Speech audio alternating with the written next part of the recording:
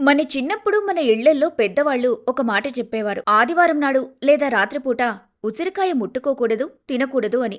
ఎందుకని అడిగితే అదంతే అని సమాధానం వచ్చేది. అయితే ఈ నియమం వెనుక మన పూర్వీకుల ఆరోగ్య సూత్రాలు, అలాగే ఆధ్యాత్మిక శాస్త్రం దాగి ఉన్నాయి. మరి ఉసిరిని ఎందుకు నిషేధించారు? దాని వెనుకున్న దివ్య రహస్యం ఏంటో తెలుసుకుందాం. ఉసిరికాయ రాత్రిపూట తినకూడదనడానికి గల ప్రధాన కారణం అందులో దాగి ఉన్న సైన్స్. ఉసిరికాయలో విటమిన్ సి పుష్కలంగా ఉంటుంది. ఈ విటమిన్ జీర్ణక్రియలో పాల్గొని పేగుల్లో ఆమ్లాన్ని పెంచుతుంది. దీనివల్ల రాత్రి సమయంలో తిన్న ఆహారం సరిగ్గా జీర్ణం కాదు. అజీర్తి చేయటం వల్ల గుండెలో మంట వంటి సమస్యలు వస్తాయి. ఉసిరిలో ఉండే శక్తి జీర్ణక్రియను వేగవంతం చేసి మన శరీరంలో శక్తిని ఉత్పత్తి చేస్తుంది. ఈ శక్తి రాత్రిపూట మనల్ని నిద్రపోకుండా చేస్తుంది. అలాగే రక్త ప్రసరణ కూడా వేగంగా ఉంటుంది. అందుకే రాత్రి సమయంలో సుఖంగా నిద్ర పట్టక ఇబ్బందులు పడతాం. రాత్రిపూట శరీరం విశ్రాంతి తీసుకోవాలి, కానీ ఉసిరి అందుకు విరుద్ధంగా పనిచేస్తుంది కాబట్టే రాత్రిపూట తినకూడదు అంటారు. ఇక ఆదివారం నాడు ఉసిరిని ఎందుకు దూరం పెట్టాలి? దీనికి కారణం ఉసిరికాయకున్న ఒక ప్రత్యేక గుణమే. ఉసిరికాయలో సూర్యశక్తి దాగి ఉంటుంది. ఇది ఆయుర్వేదం మరియు శాస్త్రాల ప్రకారం ఒక ముఖ్యమైన అంశం. సూర్యుడికి ప్రీతికరమైన రోజైన